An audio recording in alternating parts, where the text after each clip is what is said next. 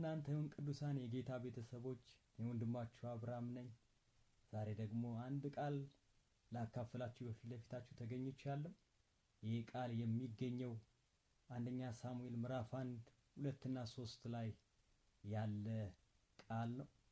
ዛሬ በልቤ ሞልቶ ያለው ቃል ርዕሱ ምንድነው? በእግዚአብሔር ቤት ውስጥ ያሉ አስለቃሾች በሚል ርዕስ ነው የምንነጋገረው። በምዕራፍ 1 ላይ ሲጀምር አንድ እልቃና የሚባል ሰው እንዳለ መጽሐፍ ቅዱሳችን ይነግረናል። እልቃና የሚባል ሰው ሐናና ፍናና የተባሉ ሚስቶች ነበሩት እና ለፍናና ልጆች ነበሯት ይላል። ለሐና ግን ልጅ አልነበራትም ይላልና ሐና በነገራችን ላይ መውለድ ያልቻለችው ፋሚሊ ፕላኒንግ ወይም ደግሞ የቤተሰብ ምጣኔ ስለምትወስድ አይደለም መውለድ ያልቻለችው፣ ወይም ደግሞ መውለድ ስለማትፈልግ አይደለም መውለድ ያልቻለችው፣ ወይም ደግሞ የማህፀን ችግር ስላለባትም አይደለም መውለድ ያልቻለችው። መጽሐፍ ቅዱሳችን እንደሚነግረን ቁጥር 5 ላይ እግዚአብሔር ራሱ ማህፀኗን ዘግቶ ነበር ይላል እና ሐና ልጅ ማግኘት ያልቻለችው ፋሚሊ ፕላኒንግ ወይም የቤተሰብ ምጣኔ ስለምትጠቀም ሳይሆን ወይም ደግሞ መውለድ ስለማትፈልግ ሳይሆን ራሱ እግዚአብሔር ማህፀኗን ስለዘጋው ስለነበረ እና በጣም በሚያስገርም ሁኔታ ግን ከሷ ቁጥጥር ውጪ በሆነው እሷ ልጅ መውለድ ትፈልጋለች። ነገር ግን ከሷ ቁጥጥር ውጪ በሆነው ጉዳይ ላይ ሰዎች በክፍተቷና በጉድለቷ ተነስተው ሲነቅፏት ሲተቿት እናያለንና እግዚአብሔር ቃል እንደሚነግረን ጣውንቷ ፍናና ሐና ልጅ ባለመውለዷ ምክንያት ሁል ጊዜ ታበሳጫት ነበረ፣ ታስመራት ነበር፣ ታስለቅሳት ነበር እና የምታስለቅሳት ምን ብላት እንደሚሆን አላውቅም። መጽሐፍ ቅዱስ የሚነግረን ነገር የለም። ነገር ግን አንድ ቃል በቃል የሚነግረን ነገር እጽናናለሁ ብላ የሄደችበት ቤት ውስጥ፣ አርፋለሁ ብላ የሄደችበት ቤት ውስጥ፣ ከእምባዬ ይታበስልኛል ብላ የሄደችበት ቤት ውስጥ፣ እግዚአብሔር ቤት ውስጥ እሷ ግን ታለቅሳለች። ቃሉ የሚነግረን እንደዛ ነው። ይህም በየዓመቱ ይደጋገም ነበር። ቁጥር 7 ላይ ነው። ይህም በየዓመቱ ይደጋገም ነበር።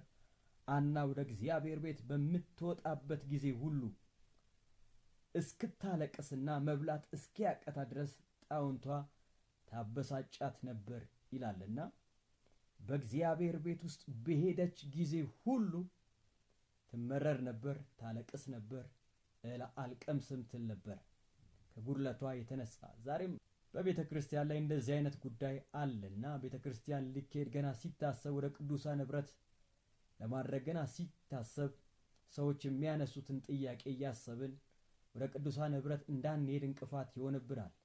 ከጉድለታችን የተነሳ ሰዎች የሚሰጡት አስተያየት ለምን አታገባም፣ ለምን አታገቢም፣ መቼ ነው አንተ ከበሽታ ነፃ የምትሆነው፣ ከድህነት ነፃ የምትሆነው እያሉ ብቻ በጣም ብዙ አስተያየት ከሚሰጡት የተነሳ እግዚአብሔር ቤት ስንሄድ የመሰበሪያ ምክንያት፣ የማዘን ምክንያት፣ ስንመለስ ከእግዚአብሔር ቤት ተጽናንተን ሳይሆን ተሰብረን ሰዎች በሚሰጡት ሐሳብ በሚያነሱት ሐሳብ ልባችን ተጎርቶ እንመጣለን። ልክ እንደዚሁ ሐናም ወደ እግዚአብሔር ቤት በሄደች ቁጥር የምትመረርበትና የምታለቅስበትን ነገር ሰዎች እያነሱ ለምንድን ነው የማትወልጂው እያሉ ወይም በእኛ አጠራር የማትወልድበትን ሌሎች ስሞች ስያሜዎች እየሰጧት ሐና ትመረርና ታለቅስ ነበር። ሌላኛው ደግሞ በጣም የሚገርመው ነገር እንዲያው ሰዎች ይህንን እንኳን ሐሳብ ቢያነሱ በዛ የሚያገለግሉ ካህኑ ይረዳኛል ብላ እንዳታስብ ካህኑ ራሱ ለሐና ያለው እሳቤ በጣም የተሳሳተ ነበር። ለሐና ያለው እሳቤ እና ሐና ልቧ ያዘነባት ሴት ነች። ልቧ ልክ እንዳዘነበት ሰው አይነት ትጸልያለች። ልቧ ልክ እንዳዘነበት አይነት በእግዚአብሔር ፊት ተመራ ታለቅሳለች እና እነ ፍናናም አልተረዷትም። ካህኑ ኤሊ ራሱ አልተረዳትም፣ ሊረዳት አልቻለም። ሐና በየዓመቱ እዛ ትመጣለች፣ ታለቅሳለች። አልቅሳ ስትሄድ ግን አንድም ቀን ካህኑ ተረድቷት አያውቅም። አንድም ቀን ስብራቷን አይቶ ለቅሷን አይቶ ጠጋ ብሎ ተመልክቷት አያውቅም እና ከሚሆነው ነገር አይቶ ሐናን እንደ ምናምንቴ ሴትና እንደ ሰካራም ሴት ቆጠራት። ስለዚህ ካህኑ እንዲህ ብሎ ተናገራት፣ ስካርሽ እስከ መቼ ነው ብሎ ተናገራት። እና ሰዎችም የሚረዷት ሐናን በጉድለቷ እየተነሱ በክፍተቷ እየተነሱ ያስለቅሷታል። ካህኑ ኤሊም መረዳት ሲገባው አገልጋይ ነው፣ የቤቱ አገልጋይ ነው፣ ካህን ነው።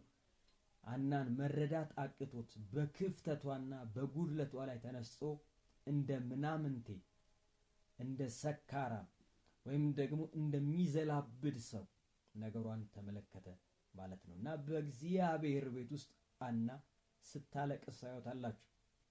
ከእግዚአብሔር የተነሳ ሳይሆን በእግዚአብሔር ቤት ውስጥ ባሉ ሰዎች የተነሳ፣ ባለመውለዷ ሰዎች በሚሰጡት ሐሳብ የተነሳ፣ በምትጸልየው ጸሎት ሰዎች የሚሰጡት ሐሳብ የተነሳ ጸሎቷን አክሽኗን የምትጸልይበትን የጸሎት አክሽን ሰዎች እንደ ምናምንቴ ቆጠሩባት፣ እንደ ሰካራም ቆጠሩባት።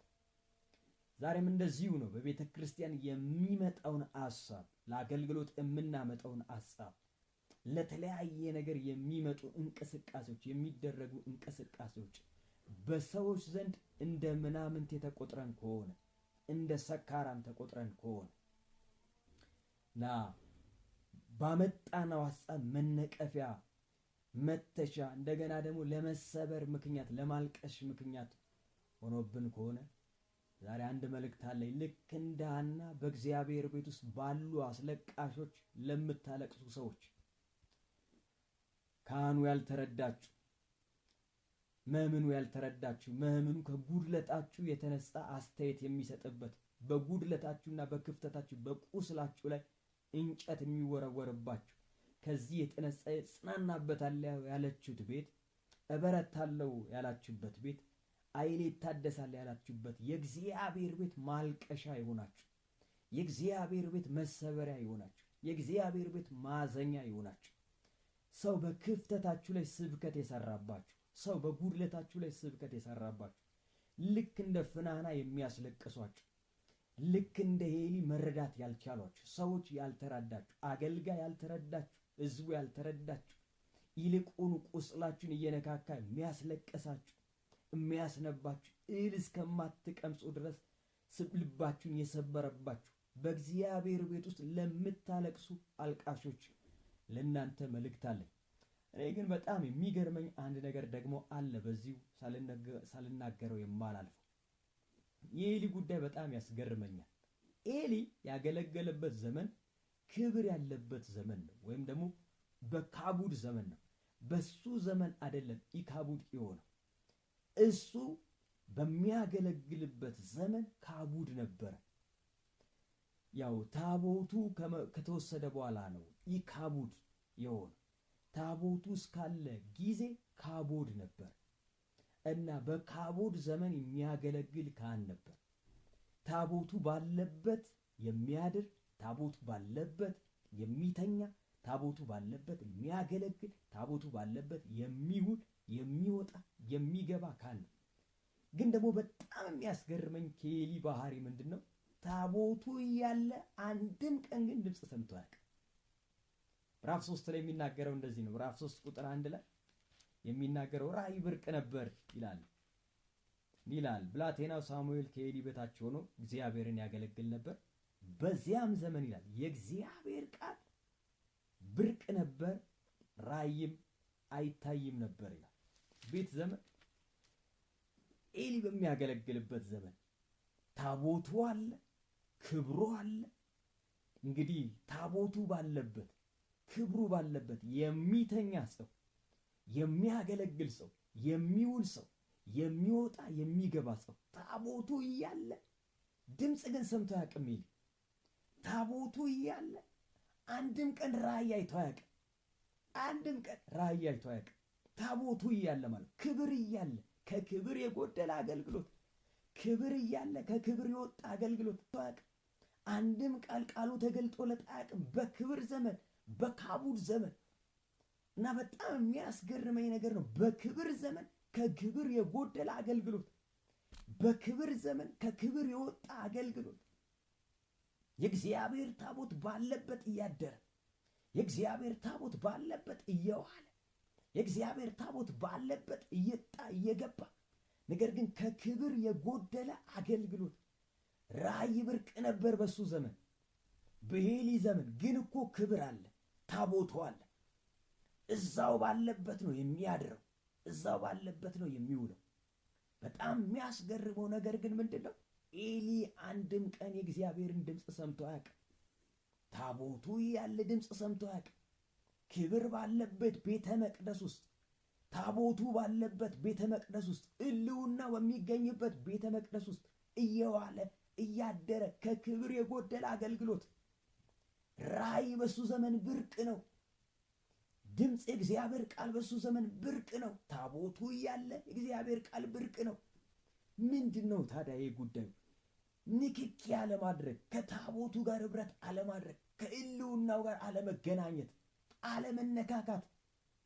ታቦቱ ስላለ ክብር ስላለ ሁሉም ሰው ድምፅ ይሰማል ማለት አይደለም። ሁሉም ሰው የእግዚአብሔር ቃል ይገለጥለታል ማለት አይደለም። ታቦቱ እያለ የእግዚአብሔር ቃል የማይመጣላቸው ሰዎች አሉ። ታቦቱ እያለ ራእይ ብርቅ የሚሆንበት ጊዜ አለ። ታቦቱ እያለ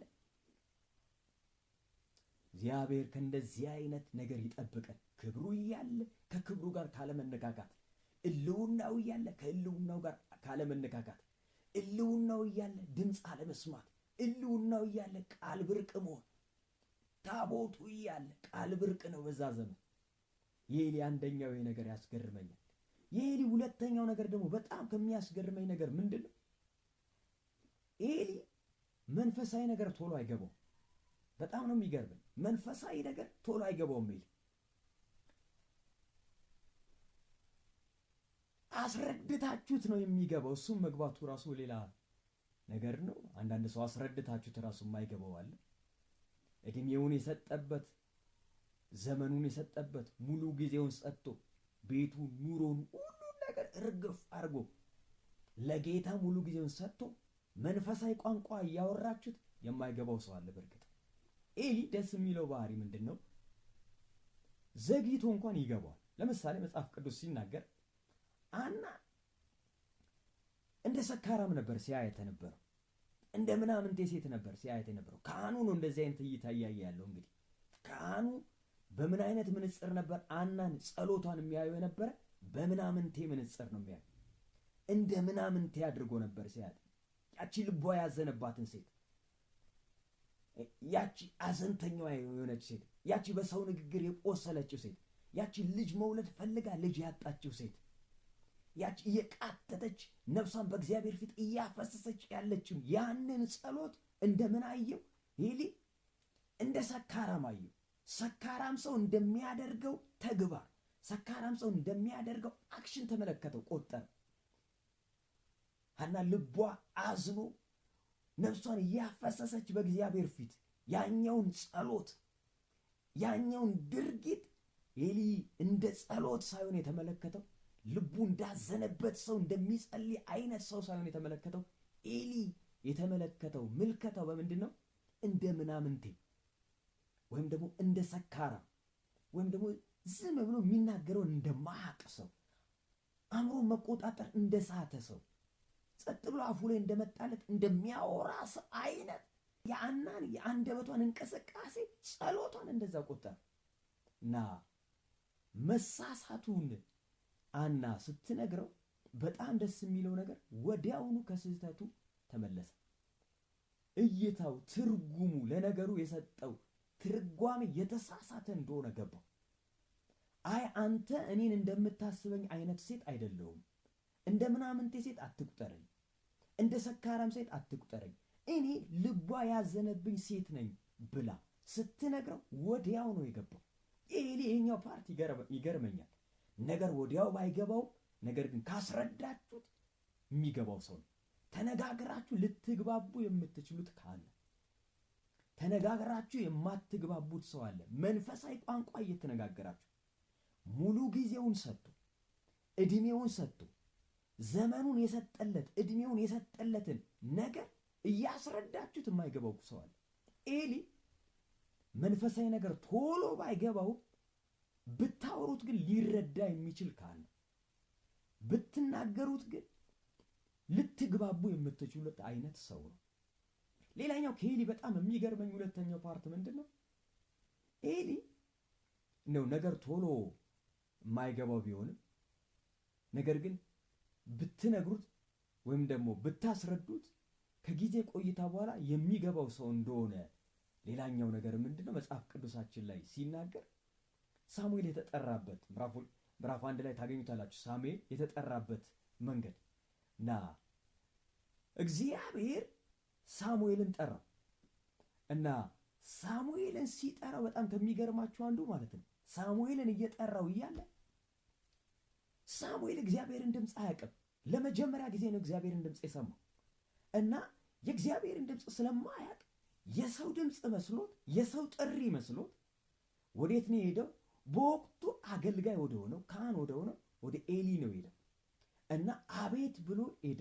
ሰው የጠራው መስሎት ሳሙኤል የእግዚአብሔርን ድምፅ ስለማያውቅ ከዚህ በፊት ሰምቶ ስለማያውቅ እና ኤሊ አሁንም ነገር ዘግይቶ ነው የሚገባው እና እኔ አልጠራሁም ሂድ አለው።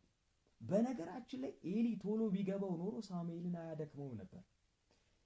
ኤሊ እስኪገባው ድረስ ሳሙኤል የሆነ ስቴፕ ደክሟል፣ የሆነ ስቴፕ ተመላልሷል። ቶሎ የሚገባው ቶሎ የሚረዳው ቢሆን ኖሮ ዋጋ አይከፍልም ነበር። እውነት ነው። ሄደ አንድ ጊዜ ሲጠራ እኔ አልጠራውም ተባለ። ሁለተኛ በሶስተኛው ነው የገባው እና ምልልሱ ከምን የተነሳ ነው? ኤሊ ቶሎ የሚገባው ሰው ባለመሆኑ ነው። አንዳንድ ጊዜ በቤተ ክርስቲያን ውስጥም እንደዚህ ያሉ ቶሎ የእግዚአብሔር ነገር የማይገባቸው እግዚአብሔር ሳሙኤልን እየጠራው ለጥሪው ምላሽ መስጠት ያልቻለው በመጀመሪያው ጥሪ ለእግዚአብሔር አቤት ማለት ያልቻለው ምንድነው? የእግዚአብሔር ድምፅ ስላልመሰለው ነው። መንገድ የሚያሳየው ሰው ያስፈልገው ነበር። መንገድ የሚያሳየው ሰው በወቅቱ የተባለው አገልጋይ ካህኑ ደግሞ ኤሊ ነው። ተጠራው ጥሪ ያለኝ ብሎ ለኤሊ ሲነግረው አይ ማንም አልጠራም ማለት እኔም አልጠራውም ማለት ጉዳዩ የገባው ዘግይቶ ነው ከተወሰነ ምልልስ በኋላ ማለት ነው። እና ኤሊ ነገሮች ዘግይተው የሚገቡት ነው። ወደ አና ልመልሳችሁ። አና በእግዚአብሔር ቤት ውስጥ ባሉ አስለቃሾች እያነባችና እያለቀሰች ያለች ሴት ነች። በጉድለቷ ሰዎች ተነስተው ያስለቅሷታል። ልጅ ባለመውለዷ ምክንያት ሰዎች ተነስተው ያስለቅሷታል። አለመውለዷን እንደሷ ክፍተት አድርገው፣ አለመውለዷን የሷ ትጋት ማነጽን አድርገው፣ አለመውለዷን ሌላና ሌላ ስያሜ እየሰጡ ያስለቅሷት፣ ያበሳጯት፣ እስከማትቀምስ ድረስ እንድትቆጣ ያደርጓት ነበር። የት? የእግዚአብሔር ቤት ውስጥ ሁልጊዜ በየዓመቱ በሴሎ በሄደች ጊዜ አና እያዘነች ነበር የምትመጣው፣ እያለቀሰች ነበር የምትሄደው። እጽናናበታለሁ ብላ የምትሄድበት የእግዚአብሔር ቤት ሁሌ በሄደች ቁጥር ይጠብቃታል። ምን? ለቅሶ ይጠብቃታል። ከማ የተነሳ ጸሎቷ ስላልተመለሰ ሳይሆን እዛ ባሉ ሰዎች የተነሳ ወይም በፍናና የተነሳ ከፍናና የተነሳ ታለቅስ ነበር፣ ትመረር ነበር። እህል እንኳን መቅመስ እስከማትችል ድረስ ትሆን ነበር። በወቅቱ የነበረው ካህኑ ኤሊም ሊረዳት አልቻለም። ሁኔታዋን ሊገነዘብ አልቻለም እና ጠጋ ብሎ እያለፈች ያለበትን የህይወት ውጣ ውረድ ሊረዳ አልቻለም። እያለፈች ያለበትን መከራ ሊያይ አልቻለም። እያለፈች ያለበትን ተግዳሮት ሊያይ አልቻለም። ባለመውለዷ ታዝናለች። ከእንደገና ደግሞ ባለመውለዷ ጋር ተያይዞ ደግሞ ሰዎች የሚናገሯት ነገር አለ። ከሱ የተነሳ ኤሊ ሊገባው አልቻለም። አንዳንድ ጊዜ እኮ በቤተ ክርስቲያኖቻችን እንደዛ የሚሆን ሰው መፈወስ ፈልጎ በህመም ውስጥ ሲያል በጣም ብዙ ሕክምና ተቋም ውስጥ ሄዶ ብዙ ጸሎት ቦታም ሄዶ ነገር ግን ከነ ህመሙ ሲመላለስ ሰዎች ብዙ ስያሜ ይሰጣሉ። ማግባት ሰው ይፈልጋል፣ ነገር ግን አለማግባት እንደ ሌላ ነገር ተደርጎ ለምንድነው የማታገባው? ለምንድነው የማታገቢው? የየሳምንቱ ርዕስ የሆነባቸው ሰው ከአምልኮ የሚቀሩ በቤተ ክርስቲያን የሚቀሩ ጥያቄውን ሽሽት ማለት ነው የሚቀሩ ከዛ የተነሳ እንደፈልጊው አይደለም የሚሉ በየቤታቸው የሚያለቅሱ የሚያዝኑ በዚህ ጥያቄ የተነሳ አገልጋዮች ሳይረዷቸው ቀርተው የሚያመጡትን ራይ የሚያመጡትን ምሪት ሰዎች እንደ ሰካራም ሲቆጥሯቸው አብዳል እንዴ ሲባሉ እንደዚህ ታስባለህ እንዴ ሲባሉ ሊያገለግሉ በሚያሳዩት ትጋት በሚያመጡት አዳዲስ አካሄድና አመራር ሰዎች በዛ ንግግራቸው ትችት ሲያስተናግዱ፣ ነቀፋ ሲያስተናግዱ እና በዛ ነገር ስብራት ሲሆንባቸው ሲያለቅሱ እናያለን። ሐናም ልክ እንደዚሁ ነበር የምታልፈው። ከጉድለቷ የተነሳ ከህይወቷ የተነሳ ሰዎች ይነቅፏት ነበር። በእግዚአብሔር ቤት ውስጥ ታለቅስ ነበር። ዛሬ እንድንማር የፈለኩት ይህንን ነው። ሐና የሁሉ ነቀፋ እየደረሰባት፣ የሁሉ ትችት እየደረሰባት እና እየተመረረች እያለቀሳች እየተበሳጨች እና እህል እስከማትቀምስ ድረስ እንደዚህ አይነት ትችት እየደረሰባት እንዴት በእግዚአብሔር ቤት ውስጥ ቆየች? ሁለተኛ ሴሎ አልሄድም ለምን አላለችም?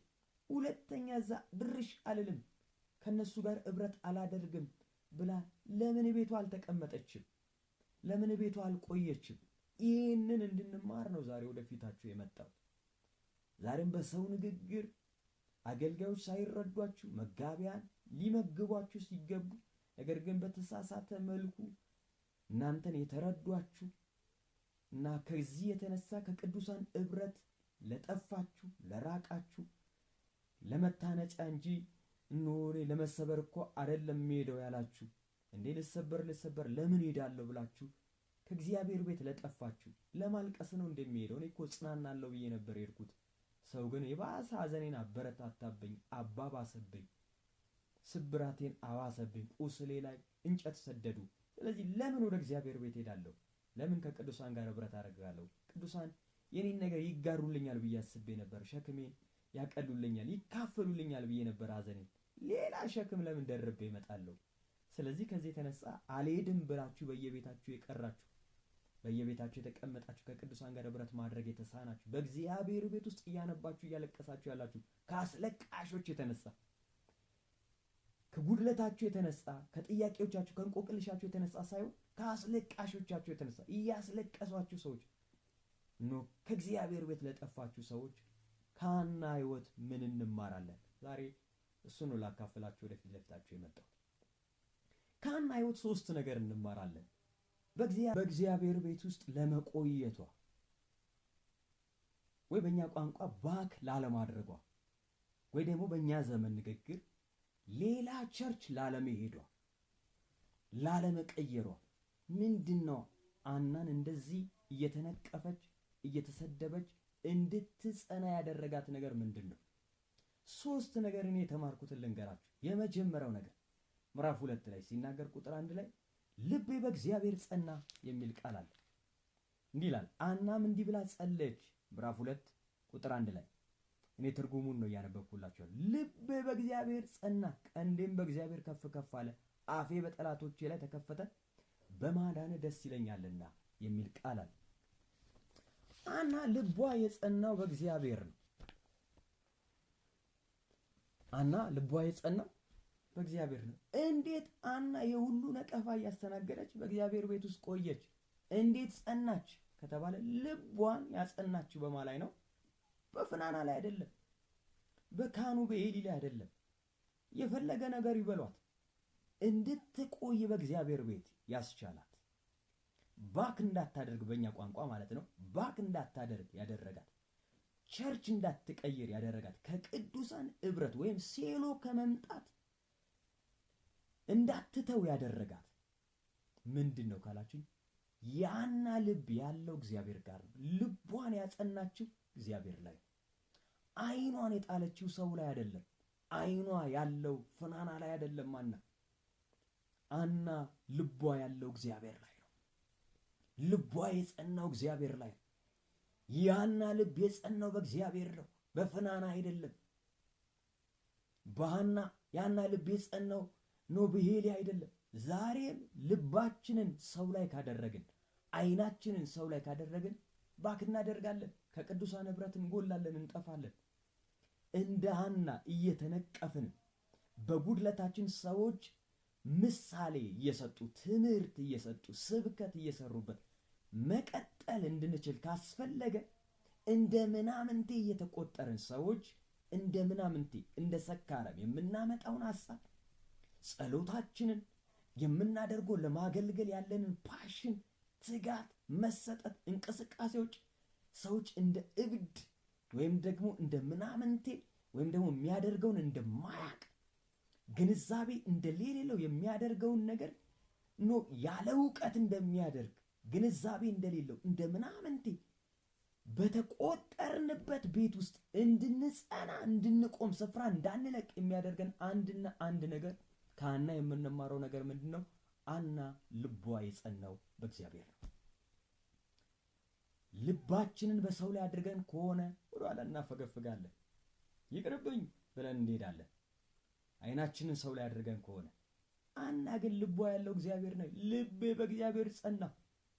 የሐና ልብ የጸናው በእግዚአብሔር ነው። የሐና ልብ እግዚአብሔር ነው የደገፈው።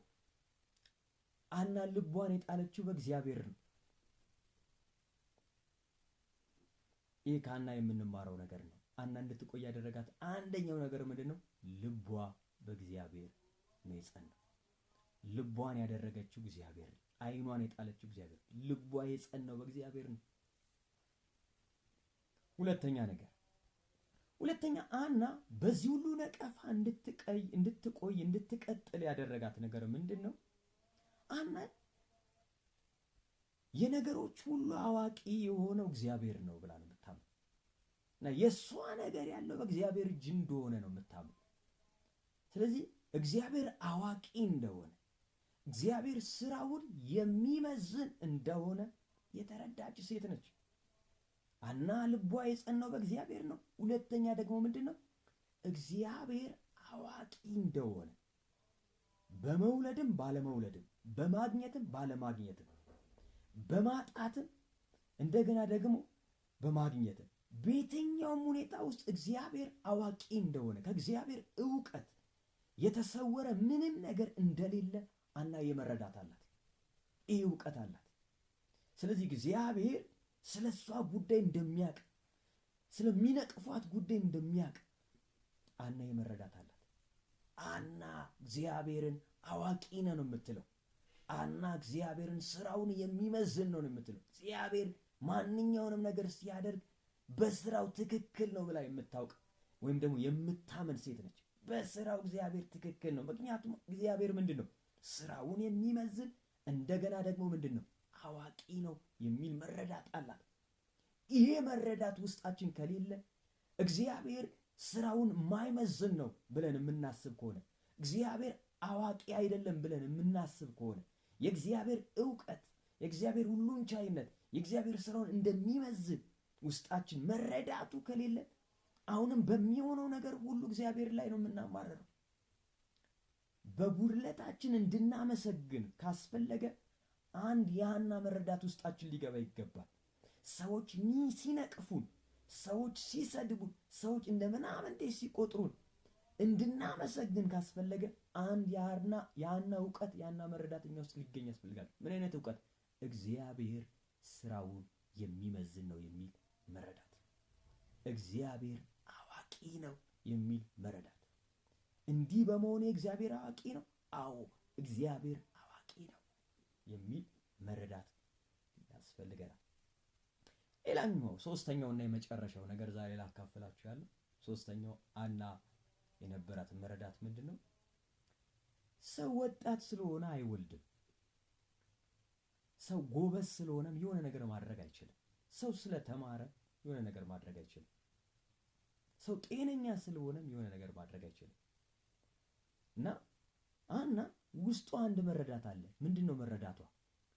ሰው በኃይሉ ምንም ነገር ማድረግ አይችልም። ሰው በብርታቱ ምንም ነገር ማድረግ አይችልም። ሰው በጉልበቱ ምንም ነገር ማድረግ አይችልም። ምን አይነት መረዳት? ሰው በኃይሉ አይበረታም ብላ ታስባለች፣ ወይም ደግሞ ይሄ መረዳት አላት። ሰው በኃይሉ ምን አይልም? አይበረታም። ይህንን ቃል እዚሁ ምዕራፍ 2 ላይ ታገኙታላችሁ። ምዕራፍ 2 እንደዚህ የሚል ቃል አለ። ክብር ለኢየሱስ ይሁን። ኢየሱስ ክርስቶስ ጌታ ነው።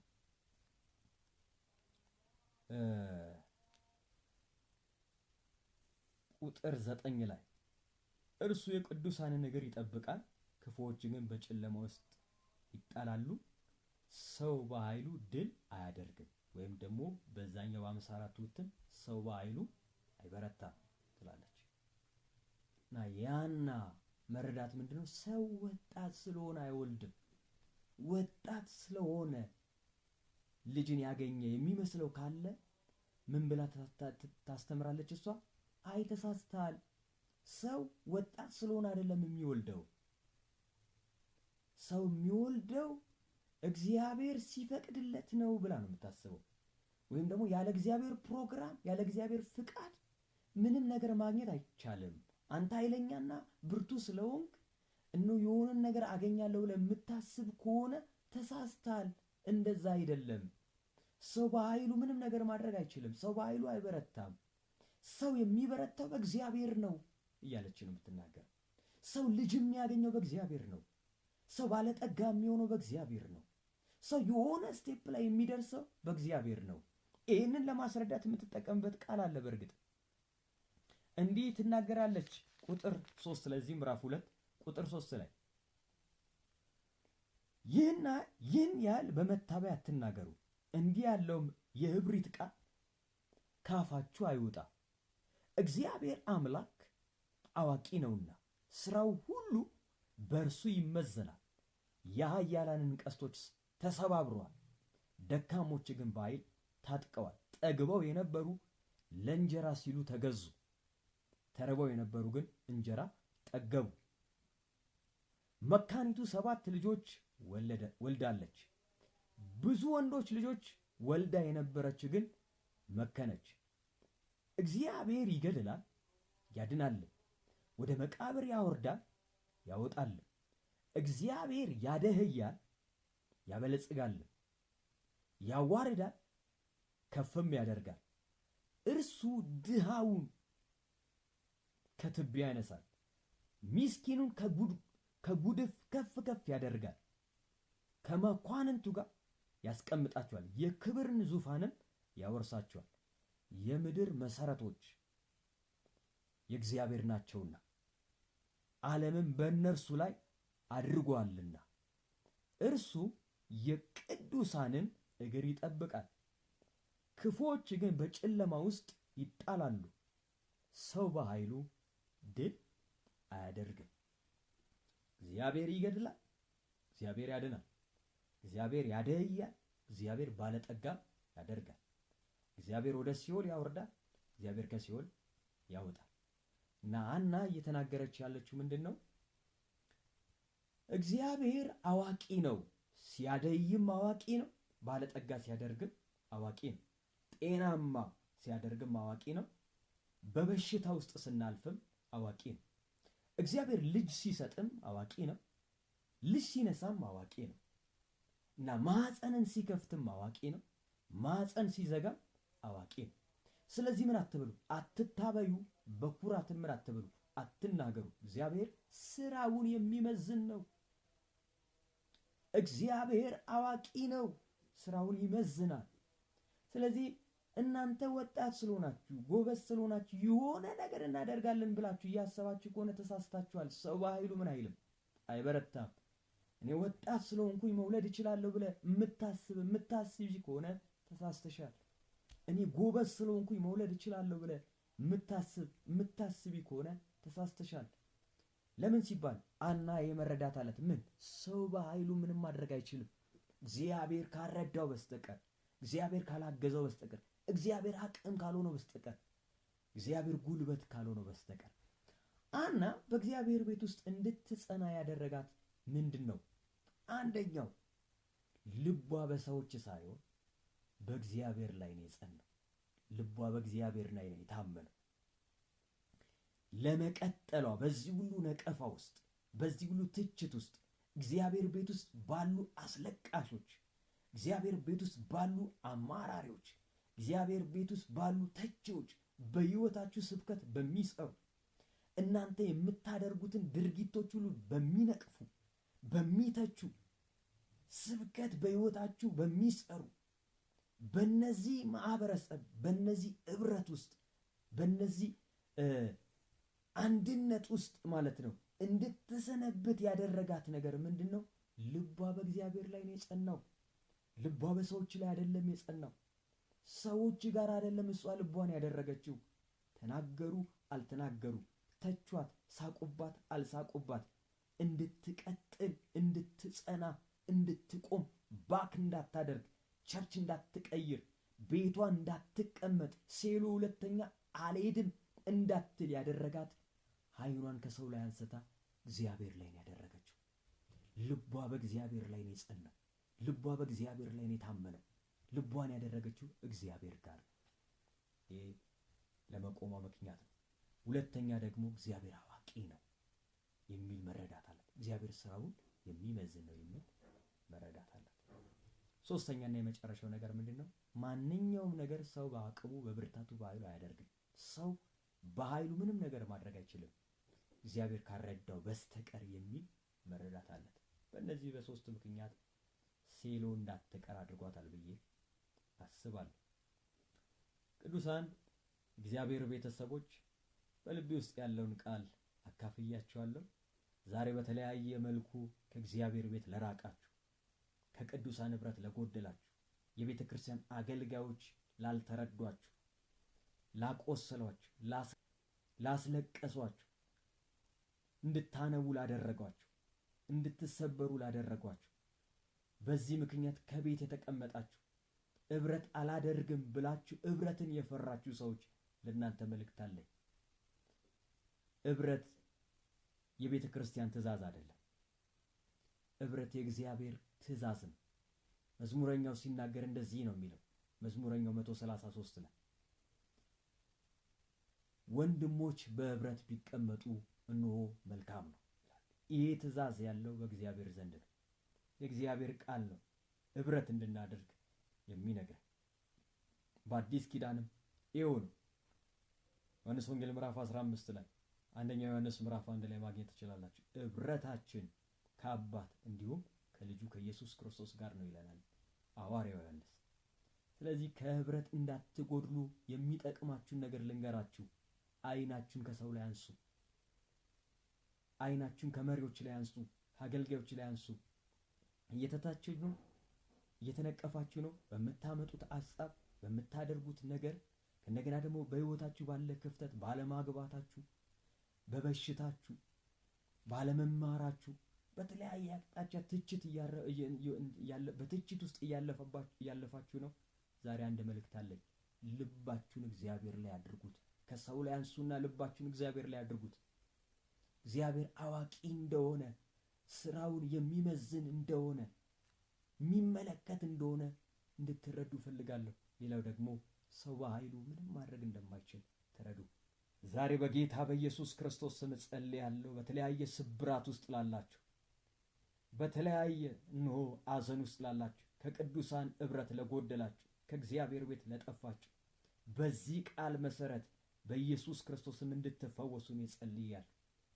ይሄ ቃል እንዲፈውሳችሁ ነው ጸልያለሁ። የእግዚአብሔር ቃል ያው ነው የሚሰራም ነው ተብሎ በቃሉ እንደተጻፈ አዝናችሁ በቤት ውስጥ ለተቀመጣችሁ፣ አዝናችሁ ከቅዱሳን ኅብረት ለራቃችሁ፣ ከቤተ ክርስቲያን ለራቃችሁ፣ በቤተ ክርስቲያን አገልጋዮች ላይ ላዘናችሁ፣ በምእመኑ ላይ ላዘናችሁ፣ እንዲያና እንዲህ ተናገረኝ፣ እንዲህና እንዲህ አለችኝ፣ በቁስሌ ላይ በድክመቴ ላይ ስብከት ሰሩብኝ፣ እንዲያና እንዲህ አደረጉኝ ብላችሁ ቤት ለተቀመጣችሁ ዛሬ ይሄ ቃል በኢየሱስ ስም ይፈውሳችሁ። ይሄ ቃል በኢየሱስ ስም ሕይወታችሁን ይለውጣችሁ። በጌታ በኢየሱስ ስም ተለውጣችሁ ቅሩ። ጌታ ኢየሱስ ዘመናችሁን ይባርክ።